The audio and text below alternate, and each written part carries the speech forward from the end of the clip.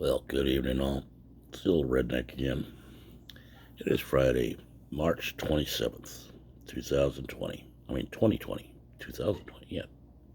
Yeah, 2020, yeah. It's day 11 of the shelter in place, quarantine, lockdown, whatever you want to call it. And there was some drama this morning. Uh, Government chambers, as I'm sure you all heard about. They're voting for that stimulus package that's going to help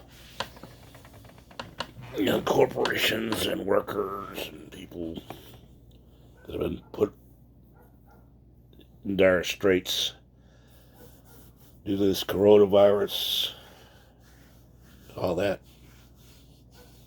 Turns out there was a Republican representative by the name of Thomas Massie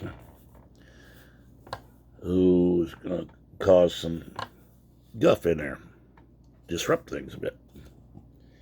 And listening to CNN, Fox, ABC, we understood it was going to be this big, disastrous deal. He was just going to create problems, blah, blah, blah.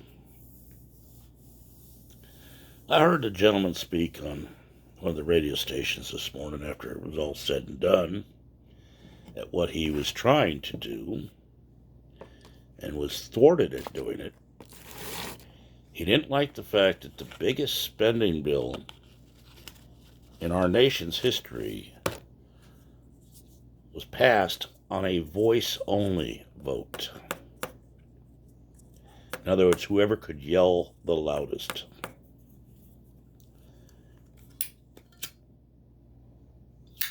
He wanted Congress to come back in chambers and actually do an electronic vote, which is using a voting machine to either say yes or no. That's a thumbs up or a thumbs down. And sign it. He wanted some accountability as to who said yes and who said no. Well, Congress, in their bipartisan wisdom, didn't want that to happen. But in order to stop it, they had to have a quorum for a voice vote. Well, they did that by packing the floor of the House and brought congressmen back and put them up in the gallery. So they had a quorum and kept their social distancing. So that stopped that deal. Basically, what the man was trying to do was for transparency. The way it stands right now, there's not a single representative or senator, congressman or senator, that can come up and say, if it all goes well, they can all say, oh, yeah, I voted for that. Yeah, I was all for that. I'm one of the good ones to get their votes.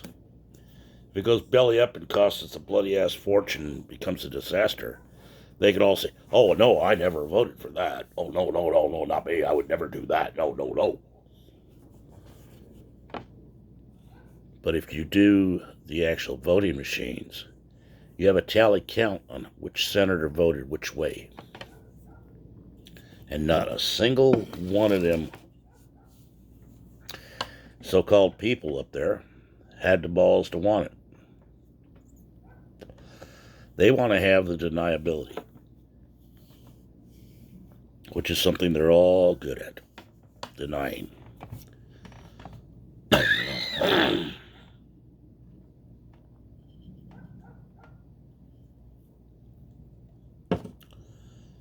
Well, shortly after I heard all that, I get to work because I'm essential. And everybody I hear is talking about out there how they're all going to get this money, they're going to get that money, they're going to get this, they're going to get that. And wondering how quick they're going to get it.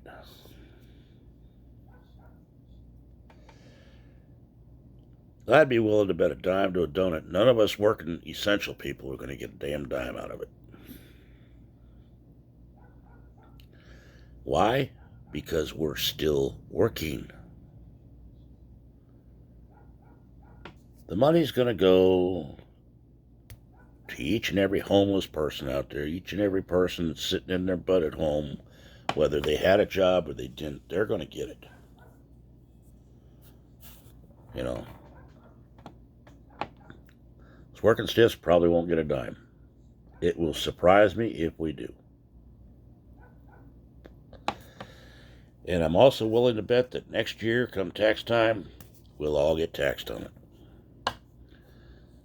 But if it gets out into the community and it helps bring the economy back up, get this country's economy jump-started, it's all for the good, no matter who gets it. That's my opinion, for what it's worth. But as far as I'm concerned, my hat is off to Thomas Massie for trying to do what the Constitution said to do.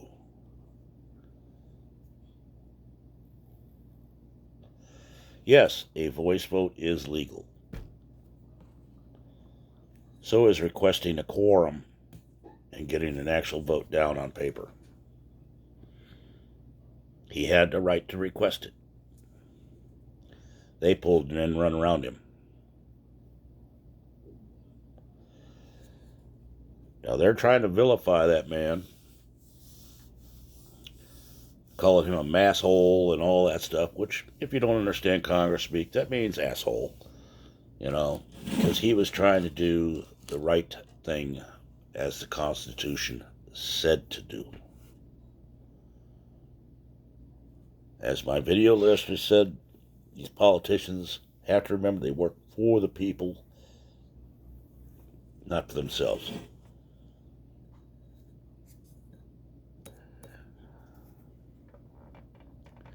I don't know what your opinion on that is, whether it's all somebody's blowing smoke or what.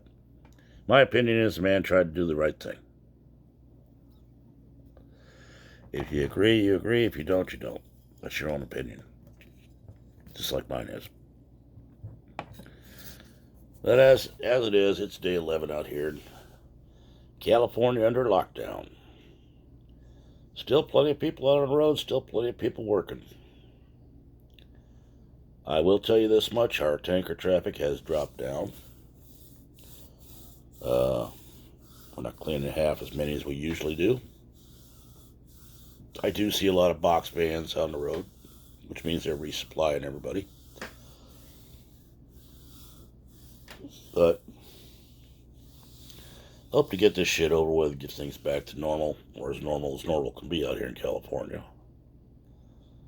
You know, I understand that after last weekend, with seeing the beaches all full and the parks all full of people out there laughing, giggling, having a good time with their families, forgetting about social distancing and all that. I understand that most of the parks and recreation areas around here in the Bay Area have closed their parking lots. They're not letting you in. Well, that's probably a good thing. I still don't know if this is as real as they say it is, or if it's being blown out of proportion. My gut tells me it's being blown out of proportion for headlines.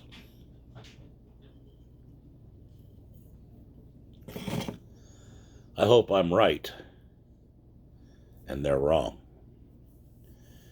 But either way, we have to get through it. As Americans, we can get through it. As Americans, we can get through it by helping each other, by remembering our humanity. Remember the old saying your grandma used to say, do unto others as you want them to do unto you? That works today too. If you see somebody having trouble, help them. If you got an elderly neighbor, check in on them. You got sick relatives, call them.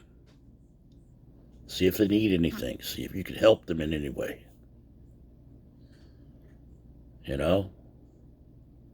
Don't become an island stuck to a screen going, oh, well, let me text you because, I don't really want to bother you with a phone ringing.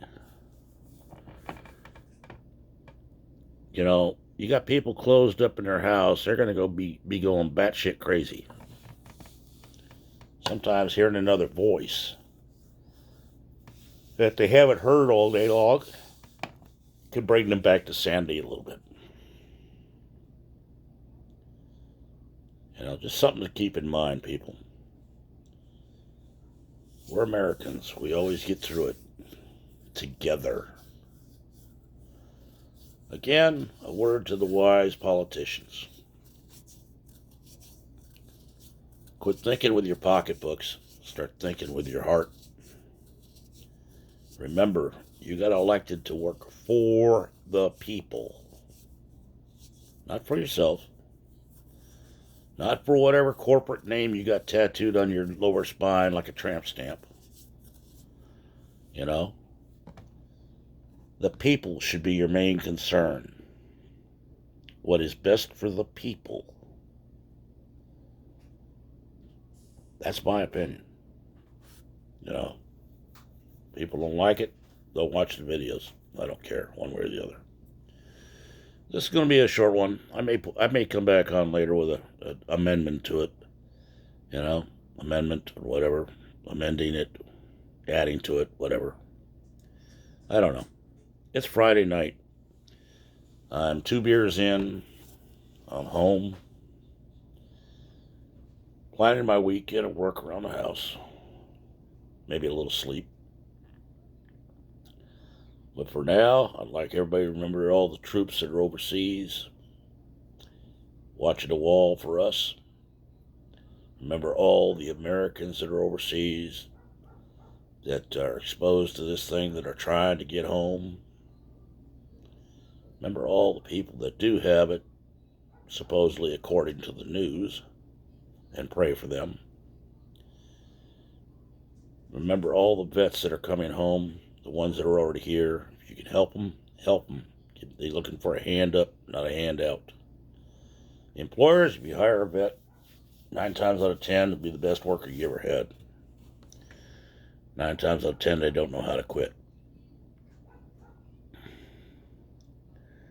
Most of all, let's all say a prayer for our first responders. We're talking the police, the fire, the EMTs, the emergency room technicians, doctors, nurses, even the janitors. The nurses running the wards of the hospitals taking care of the sick. But over and above all, let's take a moment, say a prayer for all the folks out there that are still going to work every day. Whether it be in a hardware store, grocery store, gas station, convenience store. To make sure we can get the fuel we need to get to work, the food we need for our house, supplies we need for our family. They have no protection against what walks through their door. You go into a Safeway or Lucky's or a Kroger, you don't see sheets of glass between you and the people, the cashiers or the clerks that are stocking the shelves. They don't know if anybody's sick coming in that door, and they're still standing there waiting to help you. So let's take a moment and thank them. Pray for them.